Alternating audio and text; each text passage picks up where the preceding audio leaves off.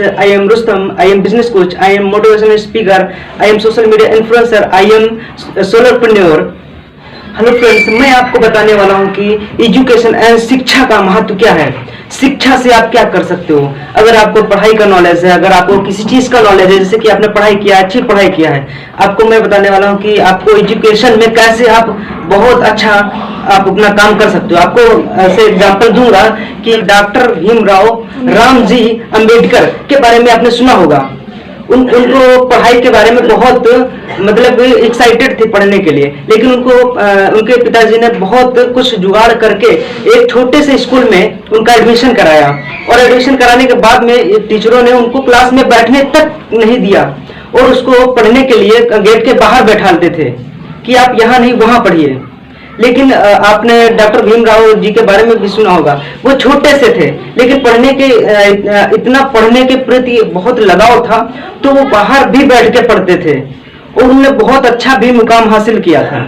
ये छोटा सा बच्चा एक बार ना कुएं पे पानी पी लिया था, तो इतनी मार पड़ी ये नहीं, बहुत मार पड़ी थी कि लाइफ में जो दर्द सहना पड़ा, यही इनका दर्द मोटिवेशन अपने आप में मोटिवेशन बना लिया। और ये दर्द इनकी जिंदगी में बहुत रोल प्ले किया और एक सफल लीडर बनकर दिखाया। लाइफ में हर एक व्यक्ति के पास में लाइफ चेंजिंग ऐसा रूल जरूर आता है, लेकिन वो आप मायने कैसे रखते हो, वो आप पे डिपेंड है कि कैसे आप कौन सी चीज आप देखना चाहते हो या आप करना चाहते हो।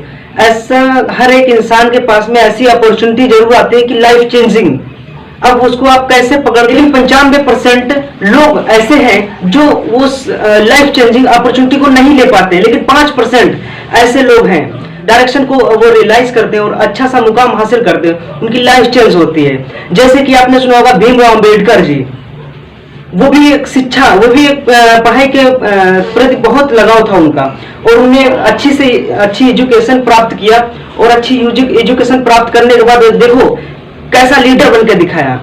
क्योंकि 95% लोग ही ऐसे होते हैं जो नहीं करना चाहते हैं या कर नहीं पाते, लेकिन 5% लोग ऐसे होते हैं कि वो अपना लाइफ चेंज कर देते हैं, और कुछ लोग चेंज करना चाहते हैं और लाइफ में रियलाइज कर जाते हैं। जैसे ये सयाजी महाराज के नाम से एक राजा हुआ करते थे, जिन्होंने भीमराव अंबेडकर की बहुत ज्यादा हेल्प की। उन्होंने उनकी तकलीफ को समझा और वो उनकी तकलीफ को जानते थे। इनकी पढ़ने की इच्छा को देखकर स्पॉन्सर किया और स्कॉलरशिप भी दिलाई, ताकि वो विदेश में बेस्ट से बेस्ट कॉलेज में जाकर अपनी पढ़ाई पूरी करें। बात ये आज की नहीं है, 100 साल पुरानी है। 1908 और 1909 उस टाइम में सबसे निचली जात का उठा हुआ वो व्यक्ति इंटर करके आया, वो भी इंग्लिश में मुंबई से MBA, वही MBA में पॉलिटिकल साइंस लिया। लेकिन वो यहाँ अभी रुका नहीं। वो कहता था अगर तुम यहाँ नहीं पढ़ने दोगे तो मैं विदेश में जाकर पढ़ूंगा। वो लड़का अभी यहाँ तक रुका नहीं था।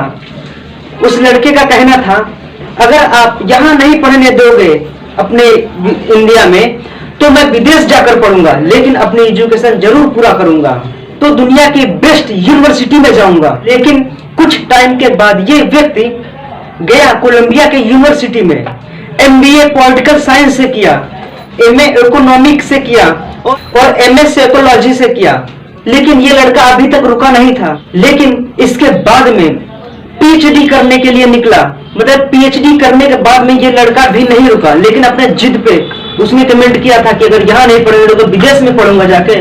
उसने अपनी बात को रखा और PhD करने के बाद में अभी तक वो लड़का नहीं रुका और पढ़ाई करना चाहता था, और किया, पढ़ाई भी की। London economic school of economic में एडमिशन लिया, वहां गया पढ़ने। उसके बाद में MSc किया और लॉ की पढ़ाई की, और यहाँ तक भी नहीं रुका। इसके बाद में डॉक्टरी की। डॉक्टर भीमराव रामजी अंबेडकर दुनिया भर की पढ़ाई करने के बाद में उनका प्रेम नहीं भूले, उनके पास आए और बोले कि मैं दुनिया भर से पढ़ाई करने के बाद में मैं आपकी सेवा करना चाहता हूँ। उनको मिलिट्री सिक्योरिटी की नौकरी दे दी गई। किसके पास में आए थे? जिन्होंने उनको स्कॉलरशिप दिया था पढ़ाई करने के लिए। उनका नाम था सयाजी महाराज के शरण में आए और कहा कि मैं दुनिया भर से पढ़ाई करने के बाद में मैं आपके शरण में आना चाहता हूं। तो उनको मिलिट्री सिक्योरिटी की नौकरी दी गई। उस समय ये नौकरी बहुत बड़ी थी और बहुत मायने रखती थी, लेकिन भीमराव अम्बेडकर जी यहां तक भी नहीं रुके। जो सरकारी पीओन होता था वो डॉक्टर भीमराव अम्बेडकर के ऑफिस में आता था और दूर से फाइल फेंक देता था, क्योंकि वो निचली जात का था। इतनी बड़ी पोस्ट पे होने के बाद में उनने इतना उसके साथ में गलत व्यवहार किया। लेकिन भीमराव अम्बेडकर जी इतने अच्छे और इतने सीधे साधे थे, यहां तक भी अम्बेडकर जी नहीं रुके, इसके आगे तक गए। उसका पियोन कहता था कि तू निचली जात का है, पे बैठ गया तो क्या हुआ, तू निचली जात का है ना। सब जो मिलता था उनको निचली जात का ही कहते थे, इतनी बड़ी पोस्ट पे होने के बाद में। तो अगर आप कुछ करना चाहोगे तो लोग कहेंगे ही कहेंगे, ऐसा नहीं है। भीमराव अम्बेडकर जी भी थे, उनके बारे में बहुत कुछ गलत कहा, लेकिन उन्होंने टॉप किया ना अपनी लाइफ में। अगर वो कर सकते हैं तो कर तुम भी सकते हो। आगे और भी गए। बाबा साहब अम्बेडकर जी का तकलीफ का सिलसिला अभी तक रुका नहीं था और बढ़ रहा था। रामाबाई जिनका इनके साथ में विवाह हुआ था, इनकी 5 संतानें हुई थी, जिनमें से 4 की मृत्यु हो गई थी। वो भी इसलिए हुई थी क्योंकि वो निचली जात के थे और उनका अच्छे से अच्छा इलाज न हो पाने की वजह से उनकी मृत्यु हो गई।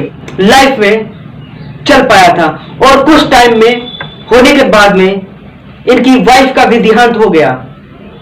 कोई बड़ी बीमारी की वजह से इनके उनकी वाइफ भी लंबे समय तक इनका साथ नहीं दे पाई थी, इलाज ही नहीं हो पाया था। 1927 में सन्नी ग्रह पे निकल गए। पानी पीने तक का अधिकार दिला कर रहूंगा, चाहे कुछ भी हो जाए, कुछ भी अंग्रेज लोग हमारी सारी जात को अलग करके तोड़ना चाहते थे। गांधी जी क्या बोले आप सुनिए, मैं आपको रिजर्वेशन दिला दूंगा, बाकी सब कुछ करूंगा, लेकिन अलग नहीं करूंगा। अगर मैं आपको अलग कर दिया, मैं आपको अगर अगर मैं आपको जातियों के आधार पर अगर आपको अलग करूंगा तो हमें स्वतंत्रता नहीं मिल पाएगी। मेरे साथ खड़े होके मेरी ताकत बनो। भीमराव अम्बेडकर नहीं माने तो गांधी जी हाथ जोड़कर रिक्वेस्ट किया। उसके बाद आरक्षण पे बैठ गए। भीमराव अम्बेडकर जी के साथ में 2 तरह की प्रॉब्लम थी, 2 तरह की समस्याएं थी। एक तरफ उनके खुद की जातिवाद, दूसरी तरफ गांधी जी की समस्या। गांधी जी से बोला कि अपना अनशन छोड़ दो, पुनः साइन किया गया। डॉक्टर भीमराव जी ने 2 किताबें लिखी, उन्हीं के आधार पे आरबीआई की स्थापना हुई।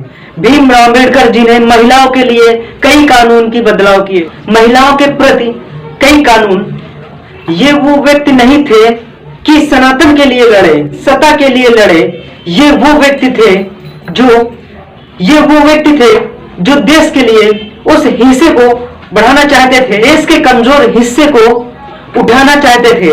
देश को कमजोर हिस्से को उठाना हमारी जिम्मेदारी है। भीमराव अम्बेडकर जी का कहना था कि खुशहाली आएगी तो फायदा सबका होगा। हिंसा परमो धर्म, बौद्ध धर्म में प्रवेश किया। भागवत गीता में लिखा है कि सभी जीवों को अपनी तरह देखना चाहिए। भीमराव अम्बेडकर जी काम बहुत प्यार से करते चले गए। इसमें आपके लिए क्या मैसेज है? Education is the best tool.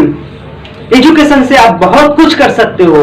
आपको मैंने शुरू में भी बताया था कि एजुकेशन एक बहुत बड़ा हिस्सा है। अगर आप उसको प्रेम से और लगन से आप उसको अगर लेना चाहते हो, बहुत कुछ आप कर सकते हो। इसी बल पे, एजुकेशन के बल पे भीमराव अम्बेडकर जी कहां से कहां पहुंच गए, कि उनको इतने छोटे से धर्म में थे, कितना बड़ा सा बना रखा है।